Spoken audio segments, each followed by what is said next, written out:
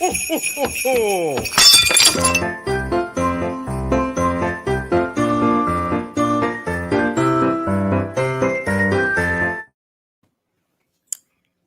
everyone. This is Aryanna and Ashmere, and just want to thank everyone for being here for our first edition of Sunday Sleigh. Now, Christmas is coming up, so we did Sunday Sleigh. You can see the difference in the spelling. But basically, this is a show where we talk about the Sunday slate the day after it happens, and we go over our reactions from the games, the crazy things that happened this weekend, the hilarious things that happened. So that's what we're going to be doing today. And you can see we're all decked out in our Christmas gear, feeling very festive in our ugly Christmas sweaters. Ashmere, can you show me yours real quick? Yeah, I got this because there weren't a lot of other options, but the pug looks cranky, so, Perfect. Maybe a little Grinch for Christmas, right? I wish I had a Grinch one. They were all sold out because, Target is the place to go, so that's the only spot that I went. That is good to know. I actually got this from Kroger, I think 2 years ago. So it's just Santa, ho, ho, ho. I was like, you know what? Why not? I didn't have a Christmas sweater, and I've been wearing it. But yeah, and so I want to ask real quick about your tree. Can you tell me your favorite ornament on it? My favorite? Yeah. I guess this one, my mom bought it when I was a baby. Oh, that's cute. That was like the first Christmas. Yeah. There's my influencer hand behind, so it focuses. It's not working, but yeah.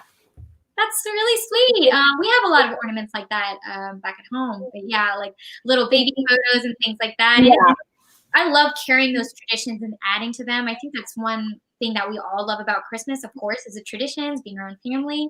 But yeah, I actually have this little guy, if you can see. It's a mini Christmas tree, a live tree. And I got those cute ornaments. Yeah, hold on one second. I don't have beautiful nails like you, but this is my little sloth ornament. And I love that. It's cute, right? Yeah, my sister would love that, actually. Yeah, on some mistletoe. So, and I have a few more little furry friends. Like I got this little dog, but he was happy kind of weighing down the tree. But anyway, so we're just having fun and just getting in the Christmas spirit. I know. It's been a weird year, as we all are very sure of. And back here in California, it's closed again. So you're talking about spending time with family. And I'm thinking I've been with my family since March. So we've been spending a lot of time together. Right. So maybe the holidays are a bit different this year. Instead of we're all rushing home, we're like, hey, can we get out? We're like, dude, finally, we can chill. Right. Yeah. So, but football doesn't stop, even if it's the holidays. And we have games coming up this week, but we're going to be talking about the games that happened yesterday in our segment, Double Take. So we're just going to look back at yesterday.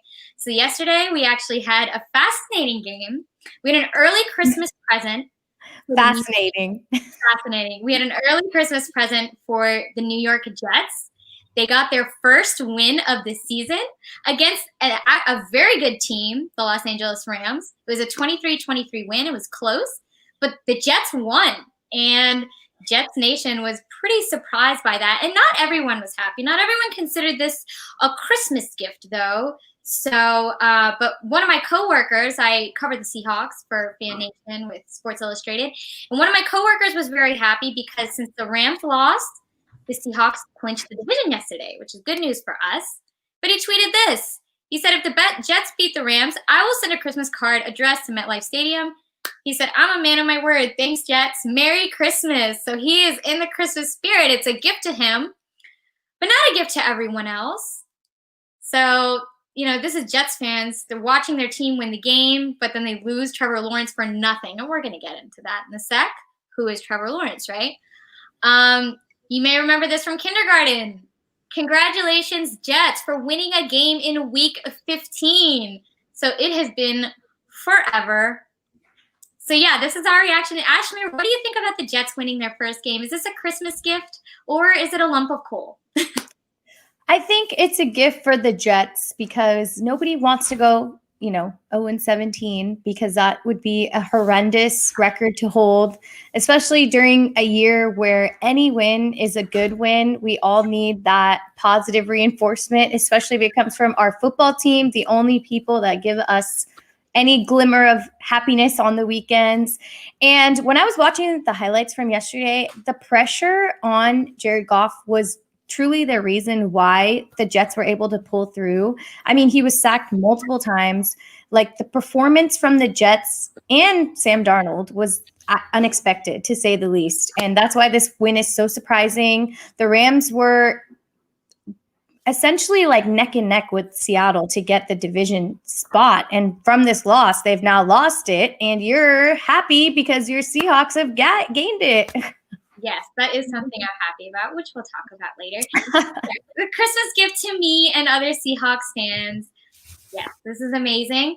But yeah, it's interesting because, as we kind of mentioned, Trevor Lawrence is a quarterback that's going to be drafted in the upcoming draft. And some people are telling him to just sit out this year and wait because he can still do that. He is a football prodigy. He's only a junior, so he's still able to sit out. So if he did go number 1 overall and the Jets got the first spot, the Jets would probably draft him. That's been the conversation. So Jets fans are kind of unhappy about this because they could have just lost their first spot. It's actually a race between them and the Jaguars, which is very interesting. We'll see how the next 2 weeks play out, but the Jets may have lost their number 1 overall draft spot. So that's why even if you're a winless team, sometimes it's good if you want to tank for Trevor or something like that, right? You know, I agree and I disagree because I think Jacksonville is in a higher need for a quarterback. Not saying the return to Minshew is not good, but he put up nothing this weekend against the Ravens, which is expected. But I think for the Jaguars to get another piece to their offense and be able to build a team around that person is more important. And if Darnold can act as he did yesterday, I think there's a chance. And it comes to, you know, getting him some more weapons, you know, building more around Sam Darnold. So I think, you know, for the Jets, they have good pieces. It's just the way that they're flowing together. And when you haven't won a game, it's hard to carry the energy. And I think that that's, you know, from here, they could think, okay, you know what?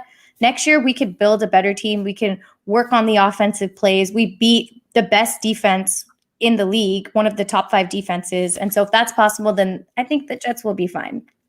Definitely. And that's an interesting thing that you point out is that they still have the pieces to work together. Sometimes we forget that all these NFL teams, they're all professionals and they're neck and neck. I mean, the differential between these teams is actually very small. It comes down to little things here and there.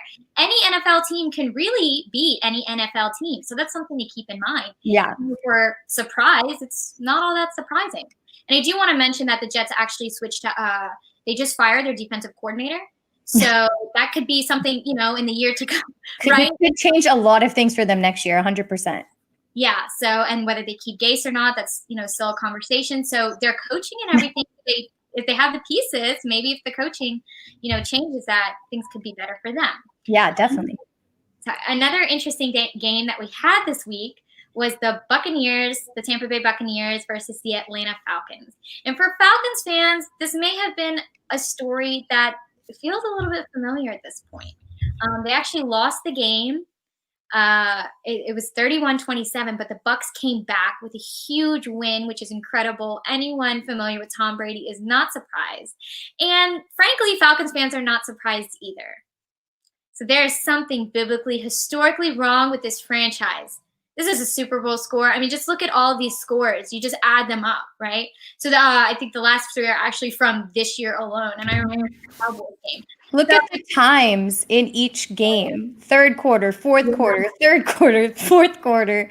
Like, why are they notoriously known to just, like, flop in the end? I don't know, and that's something to get into. We also have this tweet. So these 2 teams are playing each other, and they've both been known for choking and kind of throwing away those leads. So who knows? Next week could be the choke bowl between the Falcons and the Chargers. But as you say, why does this keep happening to the Falcons? Honestly, I don't have a clear answer for you. I don't think Falcons fans really know. I don't think anyone in this world understands. But, yeah, they've just had these fantastic leads. Obviously, we remember the Super Bowl 28-3.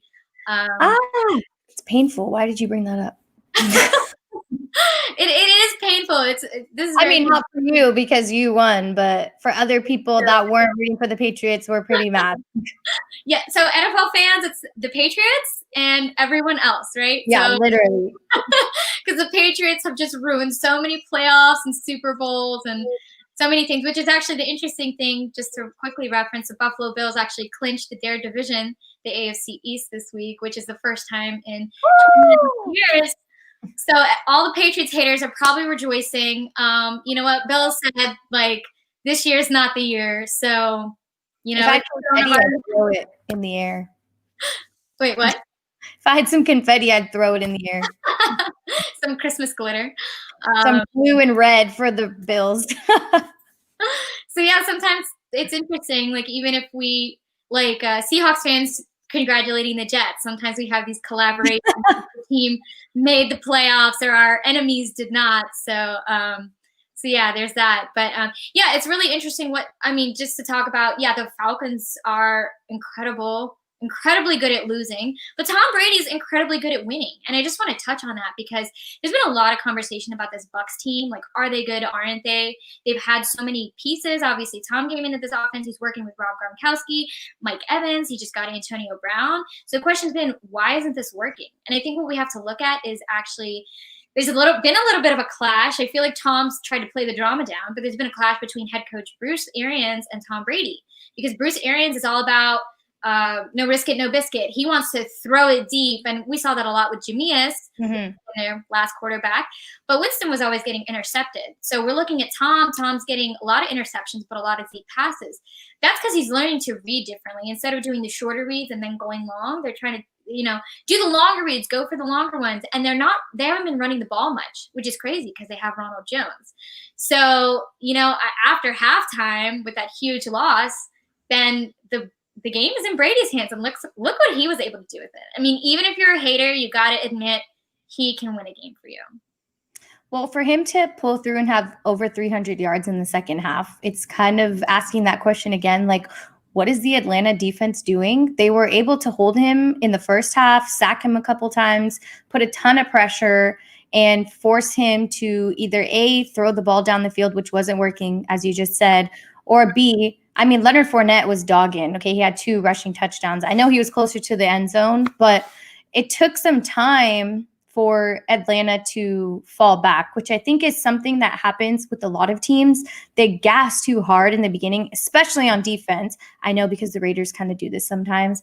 And then, you use so much energy in the beginning that it's hard to maintain that momentum through the entire game. And then that's when teams are able to catch up, such as the Bucs did this weekend. So when I see a Matt Ryan and a Calvin Ridley magical, magnetic game as I did yesterday, I'm wondering how 2 key players can lose a game like this. Like, Calvin Ridley is one of my favorite receivers right now, and Matt Ryan and him, when they're connected, I feel like they should win every single game. And so when I found the score at the end and the fact that Tom Brady was able to make a comeback in the second half, it just kind of makes you feel like Ridley should go somewhere else. And I think the Falcons need to figure out a different way to beat teams like this when they're already winning. I know it doesn't mean anything for this year, but it does mean something for the Bucs this year, right? It gives that question of what's going on. Why are they hot and cold? So yeah, just an unfortunate loss to add to that number of losses that we just showed on that graphic with all of the the leads that the Falcons always have. Yeah, as you point out, Matt Ryan and Calvin Ridley are fantastic players. So there is a question. They really should not be losing games. Yeah. You mentioned the defense getting gassed. That was actually a major component in that Super Bowl loss with the Patriots. So yeah, they do need to fix these issues because it's been plaguing them for at least the past 4 years. So we don't want to make it 5, right? Totally. You just mentioned loving Matt Ryan and Calvin Ridley, and we're going to move on to our next segment. Who do you love? So, Ashmere, go ahead and tell me, who do you love this week? If you're a Duck fan or if you're a college football fan, I'm sure you saw the Raiders-Chargers matchup, which was a great game because Marcus Mariota made his appearance. Derek Carr got hurt. He had a groin injury, so he left early in the game. And Marcus was able to just show why he was the 2nd-round draft pick and why he was such a great quarterback. I know things were a little sticky back in Tennessee, and Ryan Tannehill has, owned his position there. But I think it was time for Marcus to find a new team. And then Justin Herbert steps in for Tyrod Taylor. He's been killing the entire season, killing it literally. And I think to watch those two quarterbacks who were back-to-back, like franchise dominant quarterbacks was so, I loved it. I loved every minute of it. But I do wish that Marcus had won the game because I want Marcus to get paid, first of all. And I want him to kind of own the spot. I don't know if Derek's injury is going to continue into this week, but this week is kind of a crucial game against the Miami Dolphins, who are also fighting for a spot in their division. So there's a lot of things, holding onto that game. And I think Marcus proved his worth. So I just loved seeing him back on the field, running around, just, taking care of the ball, hyping up his offense. And then Justin Herbert scoring that overtime touchdown was just like, these two guys were so good in college, and they're still proving that they've got it in the NFL. And it was a fun game. I loved every minute of it, even though I was stressed out because I wanted the Raiders to win. But I just loved seeing them play against each other, Yeah, definitely. And I think actually you have a pretty cool connection to both of these quarterbacks because they're both Ducks. No, look at that graphic. So cute. I'm going to tear up. So you're an Oregon Duck, right? Yeah. So do you you're following those players in the NFL? Didn't you tell me that these are, both very successful players to come out of Oregon? Yeah. So Marcus had, taken us to the championship, which was one of the toughest games I've ever seen in my life against Ohio State, when Ezekiel Elliott was there and just running all over the Ducks defense that didn't exist. And right after Marcus had graduated, sorry, I keep using their first names like they're my homies. And Herbert was his quarterback, once he was graduating. And so Herbert actually said that he was mentored by Mariota when he was in Oregon. He learned from him. He got a lot of, training, and just the fact that they were playing against each other was something like, I don't know, it was like fairy tale football, I guess you could say. But just to mention, the Oregon Ducks are Pac-12 champs. Woo! Nothing wrong with that pride. I'm actually an LSU grad, and I was so excited last year when they went undefeated and they were dominating football. And then actually in this draft in 2020, that was the highest number of draftees from any one university. So, well, you guys had a stellar offensive team. Woo! Yeah. Yes. And you're seeing them all over the NFL. Yeah.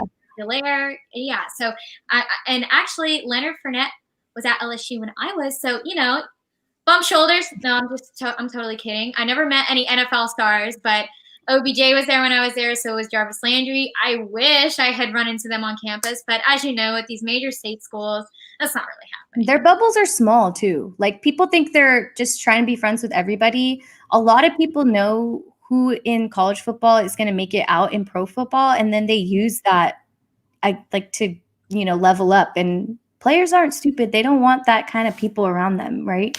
They're focused on getting to the NFL, becoming professionals. They're not focused on building fake relationships. They don't got time for all that.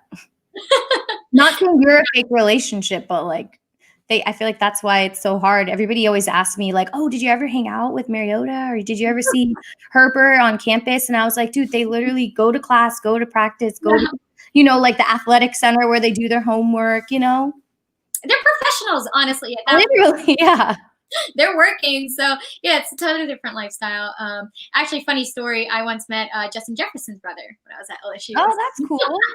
Yeah, so it's a fun fact. But, yeah, so, and as far as things that I love, I kind of mentioned it this week, but I love that the Seahawks just clinched their division. They're 10-4.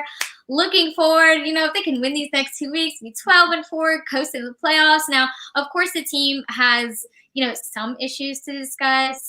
They actually almost just lost this past weekend to the Washington football team. So that was a little bit alarming. People are criticizing, not really the defensive play has been good, but the defensive game plan and everything.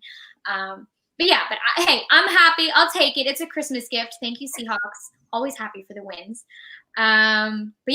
So that takes us to our next segment. We talked about who we loved, but some things made us mad this week. So are you mad, bro? What you mad about, Ashmere? Well, I'm not going to lie. I wasn't too mad. I guess I was mad the Raiders lost, but I feel like every game was very exciting. There were some games that weren't, you knew what the outcome was going to be, like the Ravens game. Actually, that was the only game that you knew the outcome. The rest of the games were pretty high scoring and tough, but why don't you tell me what you're mad about? Because I know there's something tugging at you, and I think you should talk about it. Right. So before I covered the Seahawks, I'm originally from Louisiana, so I'll always be a Saints fan at heart. So I don't like seeing the Saints lose.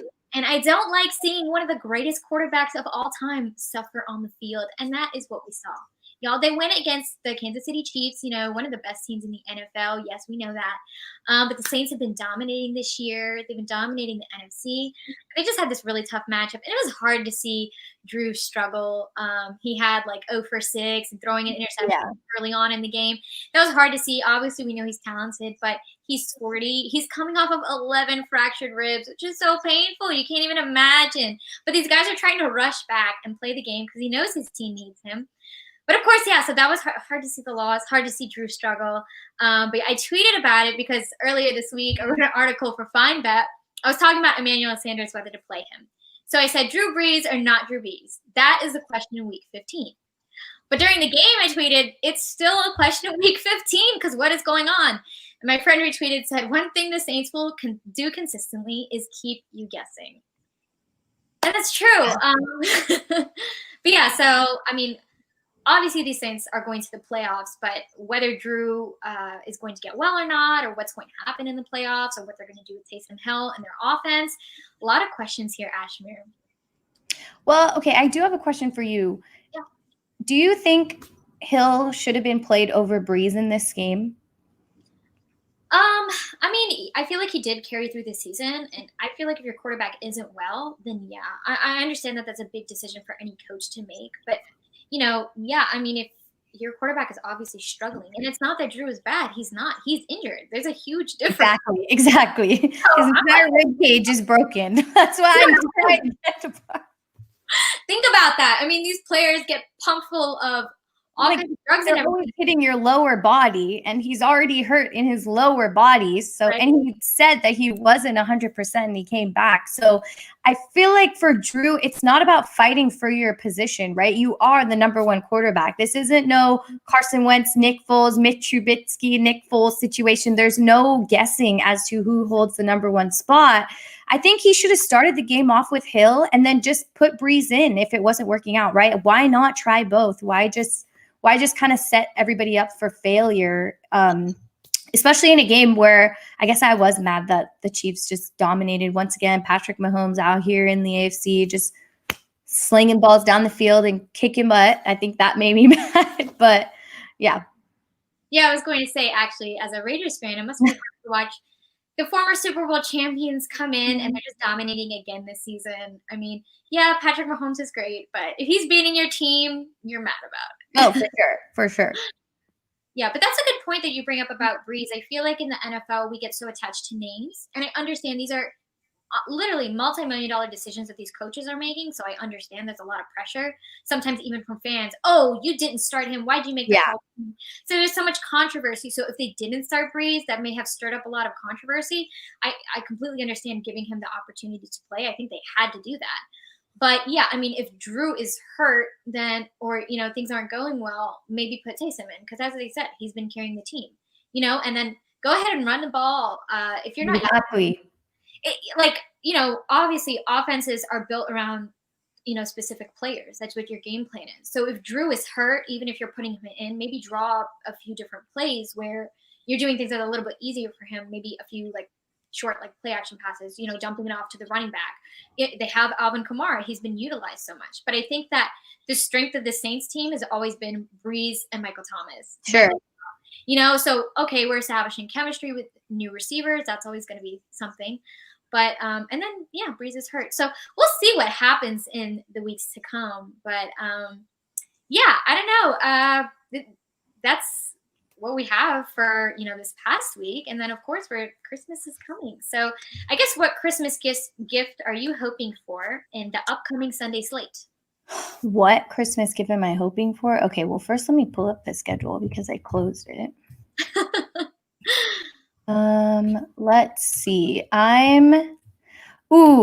You know who I'm most excited for? My man, Kyler Murray. I want him to win. I want him to beat the Niners and hopefully carry on and beat the Rams. And get a spot in that division because the West is stacked, as we've said time and again. But since the Rams just lost to the Jets, I feel like that gives the Cardinals a little bit of fire, right? Like if the Jets can do it, anybody can do it. So that's what I'm hoping for. What is going to be your Christmas gift for this weekend? I don't know. I feel like Christmas came a little bit early with the Seahawks clinching the division. But maybe not for you. But yeah, I actually, even though I'm in the NFC West, I've loved seeing this Arizona team come together. So I'm pretty happy to see it. As well, we have our we have our playoff spots. So I'm okay now. But I would like to see this Cardinals team just continue to rise. But as far as other gifts, I am also rooting for the Bucks. I'm a Brady fan, so I would love to see the Bucks come together and make playoffs. So please, Santa, bring me that for Christmas. Thank you. But okay, well, this has been Sunday Sleigh. Going through the Sunday slate, we appreciate everybody who tunes in. Ashmere, thank you so much for joining me, and thank for you. your holiday season. Yeah, you too. Merry Christmas, and we'll be back, I think, next week. Yeah, definitely. So yeah, we'll be back next week. It'll be probably just Sunday Sleigh, but we'll come back with the same attitude, maybe not the same Christmas cheer, but we'll be here. So thank you so much. We appreciate it, and Merry Christmas. Ho, ho, ho, ho, ho.